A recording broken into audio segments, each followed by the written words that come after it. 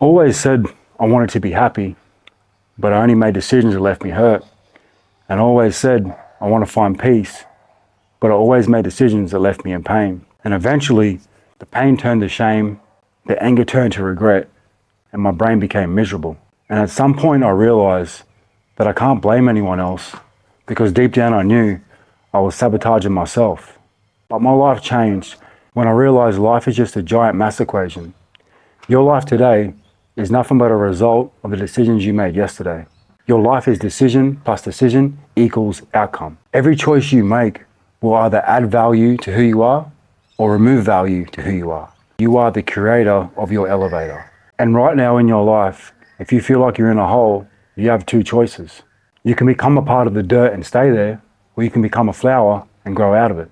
And yeah, to change and grow and evolve, it's painful and boring, but after 6 months you realize that there's nothing more painful and boring than living life as a self-sabotager. You can literally become whoever you want.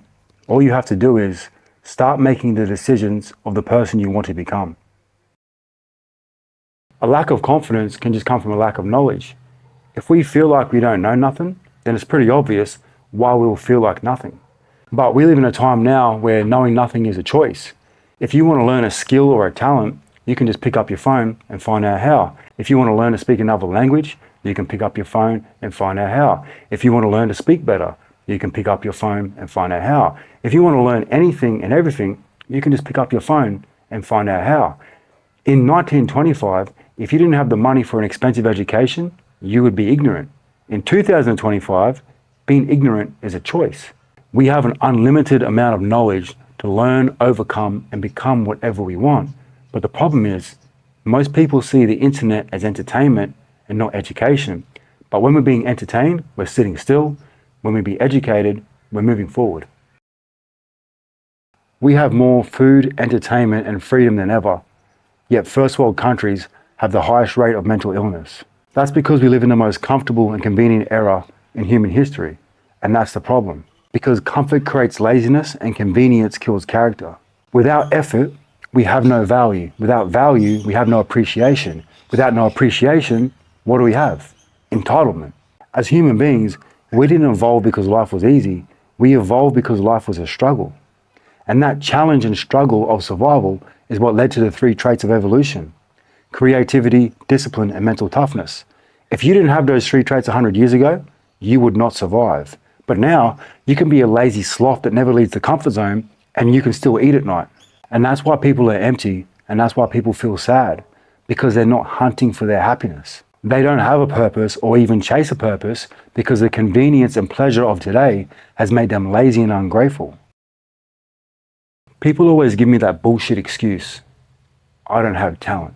But there's someone out there right now who had the natural talent to become a professional soccer player, but never had the courage to try, and now is stuck working at a job they hate, living their life they hate. And there's also someone out there right now who is a professional soccer player who couldn't kick a ball to save their life when they first started, but they became relentless at spending time on a talent, hour after hour, day after day, year after year. They just kept practicing and practicing and practicing and practicing. And eventually, the kid that had no talent, the kid that had no ability, became the kid with ability and with talent.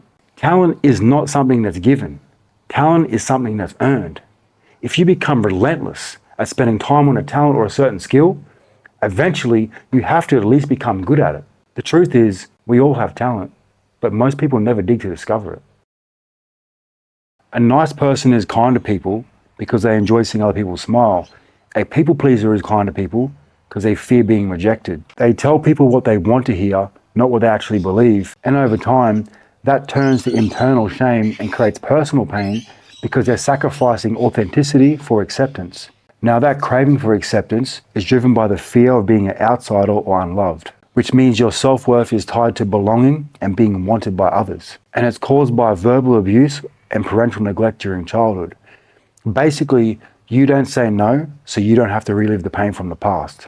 I used to be a people pleaser, but my life changed when I accepted that I don't have to be accepted by anybody. Because the moment you stop needing to be liked is the day you start living to be free. All of a sudden, you start seeing life as a playground instead of a prison. Nobody wants to be an outcast, but I'm telling you right now, it's better to be authentic and lonely than artificial and popular. You keep telling yourself you want to be happy, but you refuse to make yourself happy. And it's not that you're lazy, it's just that deep down, you believe you don't deserve to be happy.